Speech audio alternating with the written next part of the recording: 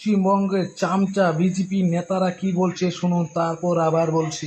বলছেন ভাবছেন শুধু ঘরে বসে সোশ্যাল মিডিয়া পোস্ট করলে কমেন্ট করলে এদের সরানো যাবে না, যিনি রাজ্যের একমাত্র অযোগ্য। আমার কাছে মনে হচ্ছে এই ভারতে যদি অযোগ্য লোক থাকে একজনই আছে, সে হলো মোদী সরকার। আমাদের পশ্চিমবঙ্গ থেকে ট্যাক্স নিয়ে পশ্চিমবঙ্গকে টাকা দিচ্ছে না। এটাকে কে বলবে যে মোদী সরকার অযোগ্য, জোচ্চোর? আমাদের পশ্চিমবঙ্গ ট্যাক্স নেওয়া বাদ দেখ মোদী সরকার। হাত থেকে বাঁচানোর জন্যই এই সরকারটার বিসর্জন চাই। যদি চাই নয়, বিসর্জন হচ্ছে। মরছে তৃণমূল, মারছে তৃণমূল।